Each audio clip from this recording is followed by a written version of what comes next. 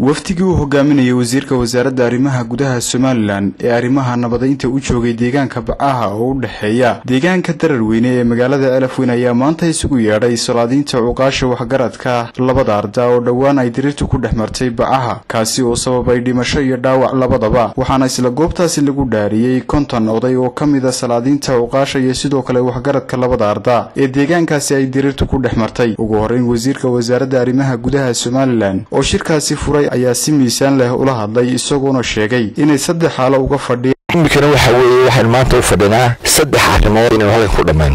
in nabadii la xiro oo uqaasha iyo salaadiinta wax garadka halkan fadhiya ay xidhaan oo waliba khaasatan labada qoys ee wax dhexmara inta kalena ay shuhada iyo markhaatiyo goobjoog noqdaan laba inamada geelashoodii dhinac walba ka inamada geelashoodii inay halkoodii ku noqdaan oo aan dib dambays aagan loo nin qori wax dilaysid meel kale dib uga jira halkan shaydaanku keenay lama arki karo ciidamada qaranku berita subaxii way wareegi doonaan ninkay ku arkaan isagoo qoristo meelaha taag keen bay ogan doonaan hadduu keeni waayana allah kaga quluufi doonaan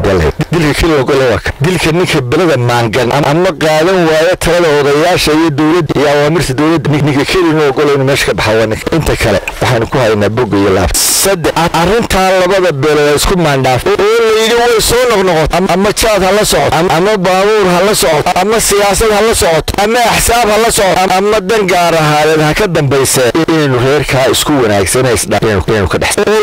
waynu u saaro guddi taqaana sida looga saaro masaa'ibka beelaha dhexdooda shirkaa waalideeguna ka naqsataa waa laydin ogolyahay inaa wax kala tabataa waa laydin ogolyahay haddaan maanta aa idinka soo boodo oo qarsan kari weyne in laydinla eego oo nabadii soo noqoto oo colaaddu inaga jabto dhinaca kale waxaa iyaguna halkaasi ka hadlay wasiirka wasaaradda gaashaandhigga Somaliland Axmed Xaaji Cali Cadami iyo sidoo kale wasiirka wasaaradda dibadejinta Somaliland Cali Siciid Reygel oo iyaguna wasiirka arrimaha gudaha sidaasi ku raacay ugu dambeyn ergada labada arda ayaa go'aamada loo kala jeediyay si weyn u ajiibay isla markaasina waxa beel walba goobta gacanta loogu dhaariyay kitaabka Quraanka Kariimka ah oo shan loo dhaariyay kontonka oday oo 25 ba ay dhinac yihiin waftiga uu hogaaminayay wasiirka wasaaradda arrimaha gudaha Somaliland Mudane Cali Maxamed Waran Cade ayaa ku soo guriye noqday isla gudaha magaalada Elafweyn waxaana ay halkaasi kaasi aan baqaadi doonaan howlaha nabadaynta ee labadaasi beelood ee ay dirirtu dhawaan ku dhaxmartay deegaanka Bacaha oo ka tirsan deegaanka Elafweyn Cabdiraxmaan Ismaaciil Saciid Bulsho TV wararka galbeedka Sanaag